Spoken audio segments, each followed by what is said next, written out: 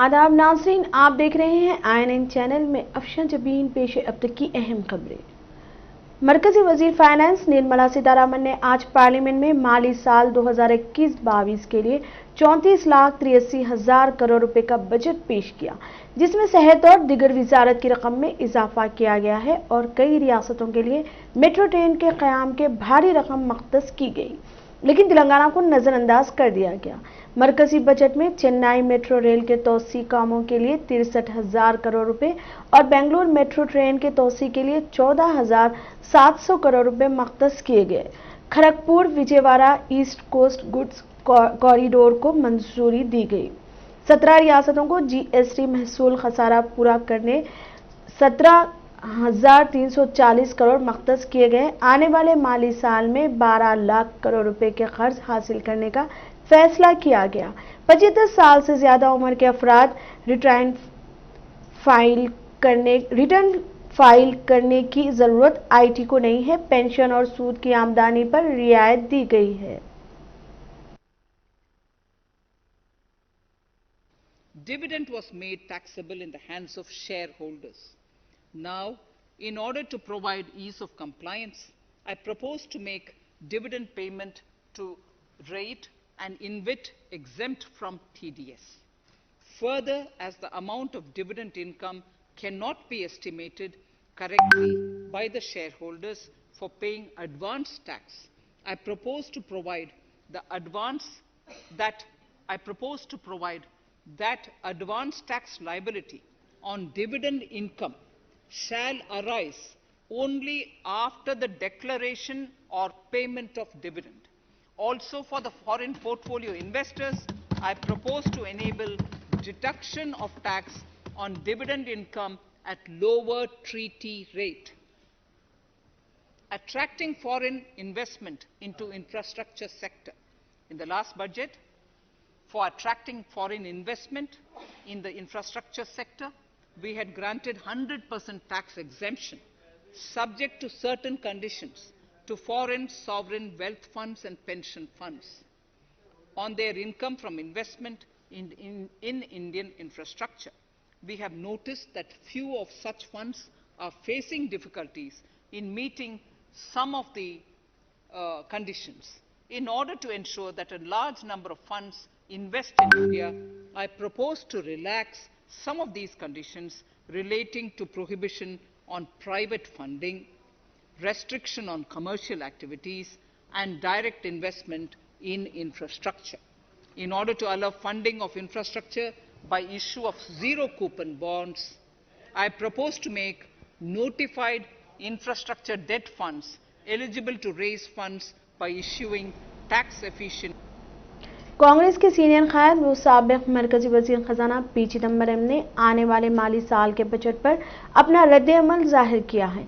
उन्होंने कहा कि मरकजी वजीर खजाना निर्मला सीतारमण ने आने वाले माली साल के लिए जो बजट पेश किया है वो सेहत के शोबे में फंड मख्तस करने और दिफाई शोबे पर अखराजात बढ़ाने पर मरकूज नहीं है। उन्होंने इस सिलसिले में ट्वीट करते हुए कहा कि गुज़िश्ता माह की 28 तारीख को कांग्रेस पार्टी ने जो तजवीज़ पेश की थी, बजट में वही दोहराई गई है। मरकजी वजीर फाइनेंस सीतारमण ने मरकजी बजट 2021-22 को आज लोकसभा में जो बजट पेश किया है वो मुल्क की तरक्की और मुस्तकबिल के मंसूबों को उजागर करते हुए बेहतरीन बजट पेश किया है। Federation of Telangana chamber of commerce ने कहा, बजट सीतारमण की दौरे अंदेशी और बसीरत की अक्कासी करता है। सदर फेडरेशन रामाकांत इन्नीनी ने आज INN से बात करते हुए कहा कि वजीर फाइनेंस ने आम उम्मीद के बरखिलाफ कोई टैक्स आयद ना करते हुए सनत को मजीद नुकसानात से दो चार होने से बचा लिया। साबिक सदर पेप्सी वी अनिल रेड्डी ने मरकजी बजट बराए 2021 को मुतवाज़ुन करार देते हुए मजीद किसी किस्म के टैक्स आयद ना करने को खुश आइंदा करार दिया और कहा कि बजट में तेलंगाना की तरक्की के लिए कोई खास रकूमात मख्तस नहीं किए गए, जो मायूस कुन है। हमें उम्मीद थी कि नए रियासत तेलंगाना के लिए मरकजी बजट में अलहदा हिस्सा होगा, लेकिन तेलंगाना की अवाम को मायूसी से दो चार होना पड़ा। ज्वाइंट सेक्रेटरी फेडसी ने कहा कि बजट आम आवाम पर मजीद बोझ आयद करेगा। पेट्रोल व डीजल की कीमतों पर रास्त असर ट्रांसपोर्ट शोबा पर होगा, जिसके बायस अशिया जरूरिया की कीमतों मजीद बुलंदी को परवास करेगी, जिसके बायस इसका बोझ आम आवाम को उठाना पड़ेगा।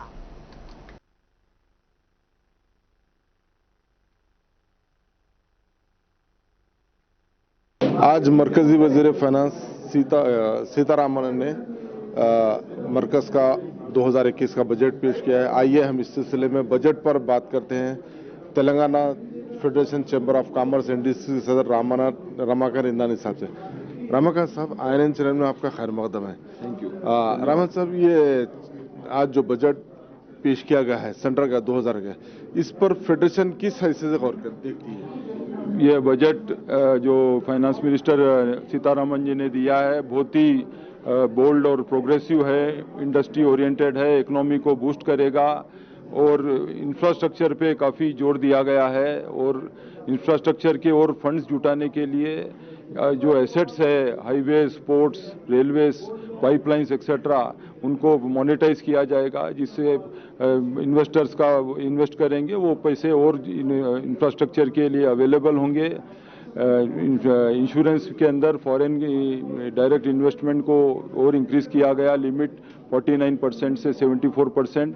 इससे इंडस्ट्री और सिटीजन्स को इंश्योरेंस में काफ़ी रियायत मिलेगी और अपने काफ़ी सीनियर सिटीजन्स को जो इंटरेस्ट और पेंशन मिलती थी उनको रिटर्न फाइल करने से छूट दी गई है और कंपनीज एक्ट में काफ़ी सेक्शन डिक्रिमिनलाइज किए गए हैं। छोटे मोटे सेक्शन के लिए पहले पेनल्टी क्रिमिनल एक्शन लिया जाता था, उसमें छूट दी जा रही है। और ट्रेड के लिए सबसे बड़ी सहूलत यह है कि जो 5 करोड़ तक अभी ऑडिट रिपोर्ट पेश करने की जो थी वो अभी उसको लिमिट को बढ़ा के 10 करोड़ कर दिया गया है। इसके लिए ओवरऑल में बहुत ही इंडस्ट्री और ट्रेड फ्रेंडली बजट है ये, मैं इसका स्वागत करता हूँ। रमाकांत साहब, ये जो बजट है क्या तेलंगाना के पर्टिकुलर स्टेट के ऊपर उसका क्या इम्पैक्ट? बजट के रिएक्शन पर हमारे से बात करने लिए हैं जुड़े हैं इस वक्त वी अनिल रेड्डी साहब, जो Andhra Pradesh federation chamber of commerce and industry के साबिक सदर हैं। अनिल रेड्डी साहब, ये बताइए, आज जो सीतारामन ने मरकजी बजट जो 2021 का पेश किया है, आप उसको किस एंगल में देखते हो? आपको कैसा लगता है बजट को?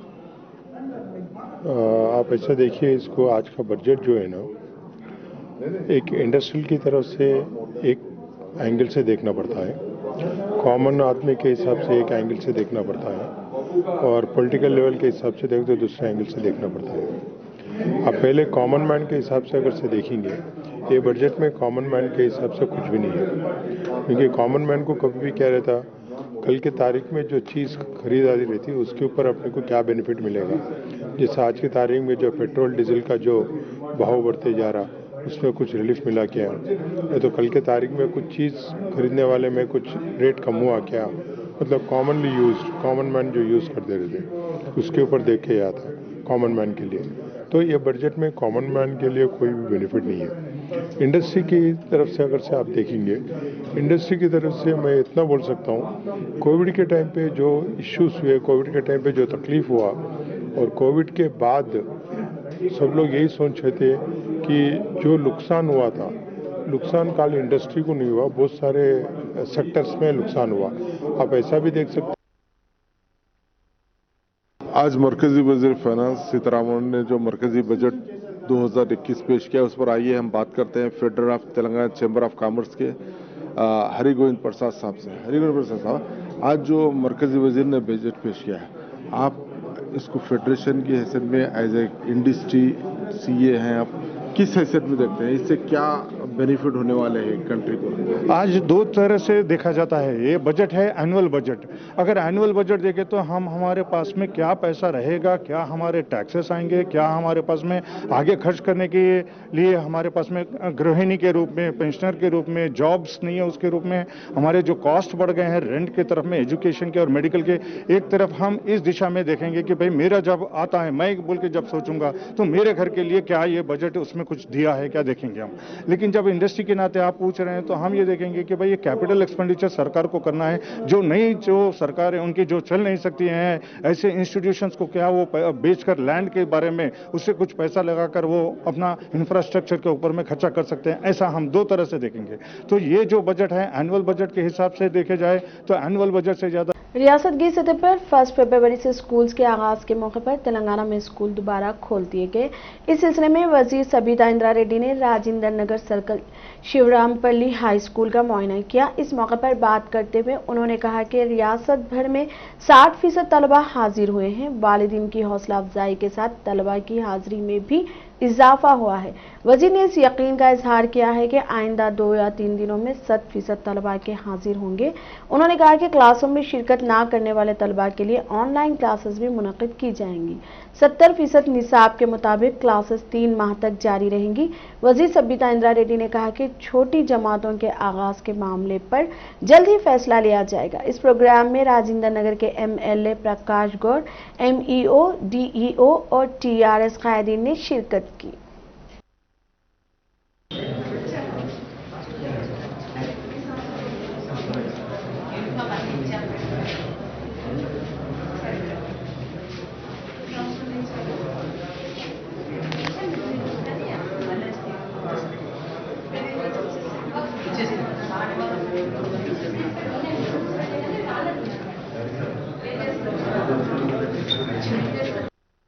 కేసీఆర్ గారి ఆదేశంతో ఈరోజు రాష్ట్ర వ్యాప్తంగా తెలంగాణ రాష్ట్రంలో 9th 10th నుండి అబో క్లాసెస్ అన్ని కూడా ఈరోజు స్టార్ట్ చేయడం జరిగింది.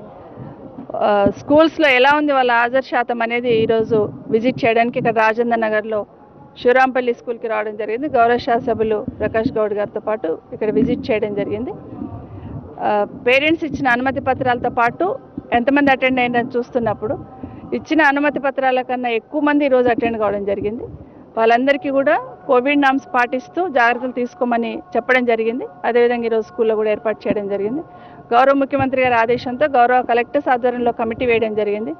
జిల్లా మంత్రులు కానీ గౌరవ శాసనసభ్యులు కానీ అందరూ కూడా ఇన్వాల్వ్ అయ్యి ఎక్కడ వాళ్ళు అక్కడ జాగ్రత్తలు తీసుకొని స్కూల్స్కి వస్తున్న పిల్లల పట్ల జాగ్రత్తలు తీసుకుంటూ విద్య బోధించాలనే ఆలోచనలో ఈరోజు కార్యక్రమాలు స్టార్ట్ చేయడం జరిగింది.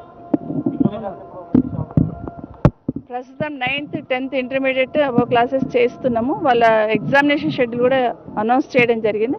దాన్ని ప్రిపేర్ చేయమని చెప్పడం జరిగింది. ఒకటి అంతకుముందు కూడా మనం స్కూల్ స్టార్ట్ చేయకపోయినా కూడా పిల్లలకి ఇబ్బంది కావద్దనే ఉద్దేశంతో ప్రైవేట్ స్కూల్స్ అయితే ఆన్లైన్లో చేస్తున్నప్పుడు గవర్నమెంట్ స్కూల్లో చదువుతున్న పిల్లల పరిస్థితి ఏందని ఆలోచిస్తున్నప్పుడు ముఖ్యమంత్రి గారి ఆదేశంతో ఆన్లైన్ అన్నప్పుడు కింది స్థాయిలో పేదవాళ్ళే ప్రభుత్వ IT KT रामाराव ने जिला सिलसिले के गीतानगर जिला परिषद स्कूल के इसरी 9 तामीरी काम पाया तकमील होने के बाद स्कूल का इफ्तिताह अंजाम दिया। बाद अज़ां इफ्तिताही तकरीब से खिताब करते हुए वजीर KTR ने बताया कि कोरोना वबा के बाद 1 फरवरी से स्कूल्स का दोबारा आगाज के मौके पर इस स्कूल का इफ्तिताह अमल में लाने पर मसरत महसूस हो रही है। उन्होंने बताया कि इस स्कूल में स्टाफ रूम, प्रिंसिपल रूम, मेयारी dining hall, high speed internet, computer lab, science lab, CC कैमरों की सहूलत के अलावा खेलकूद के लिए मैदान का क़याम अमल में लाते हुए जिला परिषद स्कूल को रियासत का मिसाली स्कूल में तब्दील किया गया है।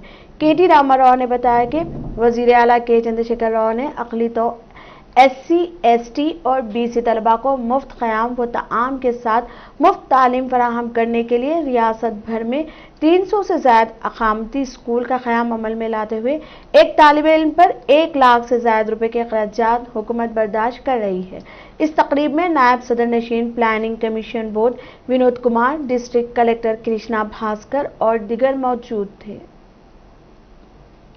तेलंगाना कानून साज काउंसिल के चेयरमैन जी सुखेंदर रेड्डी ने जिला नलगुंडे के कैंप ऑफिस में chief minister relief fund CMRF से मंजूर शुदा चेकों को सेहत से मुतालिक मुख्तलिफ निजी अस्पतालों में जेर इलाज गरीब खानदानों के इस्तेफादा कुनिंदगान के हवाले किया। इस मौके पर खिताब करते हुए जी सुखेंदर रेड्डी ने कहा कि हुकूमत फलाई स्कीमों पर अमल पैरा है जो मुल्क में किसी और रियासती हुकूमत ने नाफिज नहीं किया है।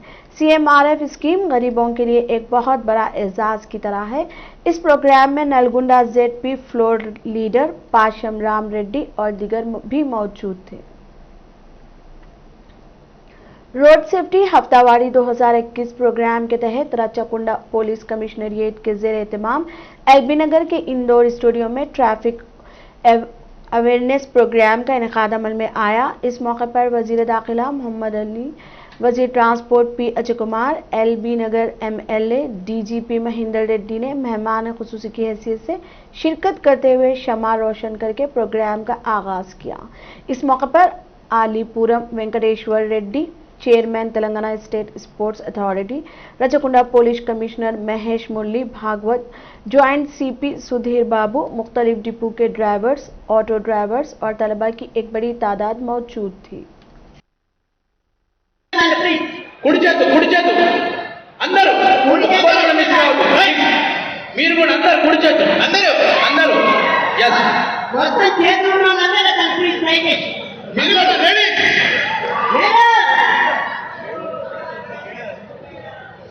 చేతులు ఎత్తి హ్యాండ్ అప్ అని చెప్పి చేతులు ఎత్తారు మీరు ఊరే చేతులు ఎత్తారండి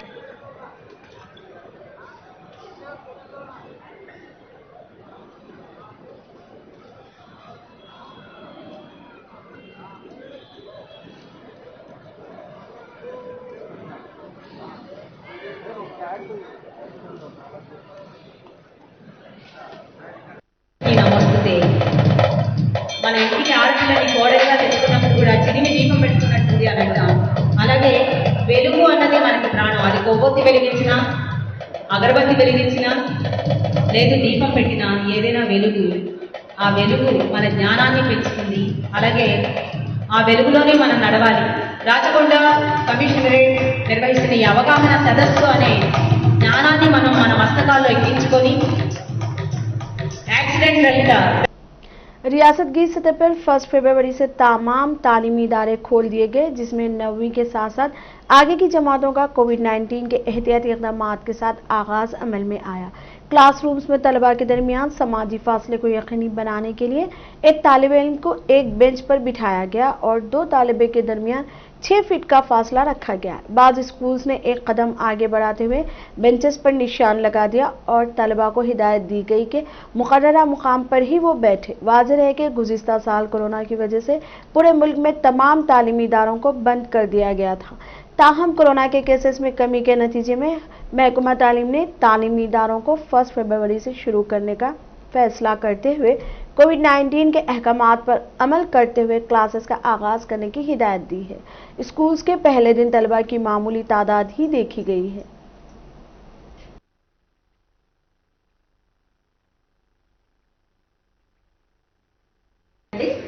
ఈ రోజు ఫిబ్రవరి 1, 2021 చాలా కాలం అంటే 10 నెలల తర్వాత స్కూల్ ఓపెన్ చేయడము చాలా సంతోషంగా ఉంది. మాకే కాదు పిల్లలకు కూడా చాలా సంతోషంగా ఉంది.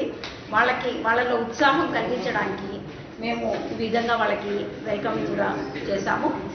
తర్వాత ప్రభుత్వం ఏ విధంగానైతే మాకు సూచనలు ఇచ్చారో ఆ సూచనలన్నీ పాటిస్తూ మేము ప్రభుత్వ పాఠశాలని ఓపెన్ చేయడం జరిగింది. ఇక్కడ శానిటైజర్స్ చేసి తర్వాత వాళ్ళకి टेम्परेचर కూడా गुर्तिंची। शहर हैदराबाद के पहाड़ी शरीफ इलाके में एक ठहरी हुई कार में अचानक आग लग गई। इस वाक़े में किसी के झुलसने की कोई इत्तला नहीं मिली है। मुकामी अफराद ने कार को शोलों में लपटा हुआ देखकर फौरी तौर पर पुलिस और फायर ब्रिगेड के एहलकारों को चौकस किया, जिसके बाद फायर ब्रिगेड के एहलकार वहां पहुंचे और आग पर काबू पाया। इस वाक़े में कार को शदीद नुकसान हुआ। राजेंद्र नगर पुलिस इस मामले की जांच कर रही है। पुलिस ने शेखपेट में जिस्म फरोशी की रिएक्ट को बेनकाब करते हुए जिस्म फरोशी में मुलविस अफराद को गिरफ्तार कर लिया।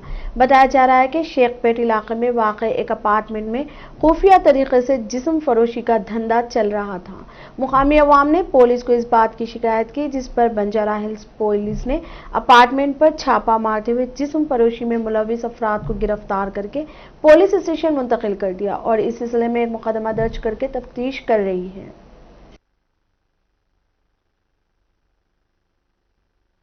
भाई यहाँ पे जो है कोहेसर मस्जिद है, उसके बाजू मदरसा है, मदरसे के बाजू जो है मैं इमाम साहब हूँ मस्जिद का, मस्जिद के इमाम साहब हूँ। मैं 10 साल से यहाँ पे, 11 साल से मैं इमाम हूँ, यहीं मुकीम हूँ मैं यहाँ पे।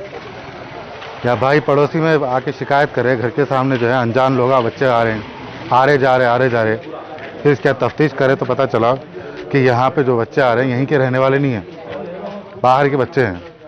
लेकिन जो यहाँ पे जो औरतें हैं वो बाहर के जो है कौन सी कंट्री के हैं, सूडानीस है, काले लोग आए हैं, नाइजीरिया के पता नहीं कहाँ के हैं, और आके जो है यहाँ पे धंधा कर रहे हैं और अपने माशरा जो बर्बाद कर रहे हैं। अब तक के लिए इतना ही। देखते रहिए INN चैनल। खुदा हाफिज।